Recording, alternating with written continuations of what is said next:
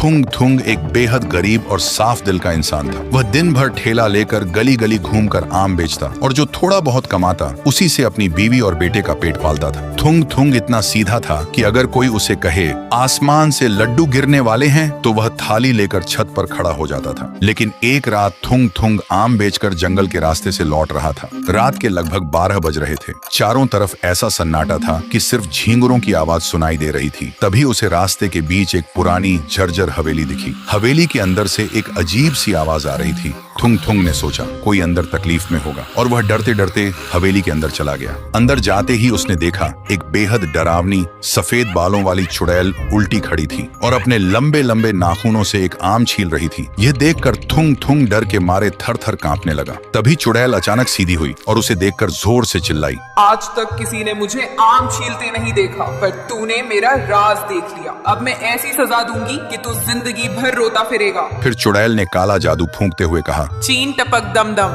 तेरी आंखें बन जाए तरबूजा एकदम। अगले ही पल थुंग थुंग की आंखें दो बड़े तरबूज जैसी हो गईं। थुंग थुंग इतना डर गया कि बिना पीछे देखे वहां से भाग निकला। फिर सुबह जब थुंग थुंग अपने घर पहुंचा तो उसकी बीवी ने जैसे ही दरवाजा खोला वह डर के मारे चिल्ला उठी, भूत भूत, और घबराकर थुंग थुंग के सिर पर बेलन दे मारा। थुंग थुंग रोते हुए बोला, अरे पगली, मैं भूत नहीं, तेरा पति थुंग थुंग हूँ। और जब गांव वालों ने उसे देखा तो सब डर के मारे भागने लगे। लेकिन जब उन्हें पता चला कि यह वही सीधा सादा थुंग थुंग है तो उनका डर मजाक में बदल गया। कोई उसे हेडलाइट कहता तो कोई हंसते हुए कहता, थुंग थुंग जरा संभल कर चलना, कहीं तेरी आंखें रास्ते पर गिरकर लुढ़क न जाएं। सुनते ही बेचारा थुंग थुंग कोने में जाकर रोने लगता। उसका आम बेचना भी बंद हो गया क्योंकि जो भी आम खरीदने आता वह उसकी आंखें देखकर ही डर जाता। थुंग थुंग अंदर से टूट गया। उसने सोचा इस श्राप से तो मौत ही भली, और वह अपनी मौत मांगने वापस उसी चुड़ैल के पास चला गया। वहाँ चुड़ैल बैठकर आम का अचार बना रही थी। लेकिन जैसे ही उसने थुंग थुंग को देखा वह जोर जोर से हंसने लगी। थुंग थुंग रोते हुए बोला, चुड़ैल जी, मुझे मार दीजिए, मेरी बीवी बच्चे भूखे हैं,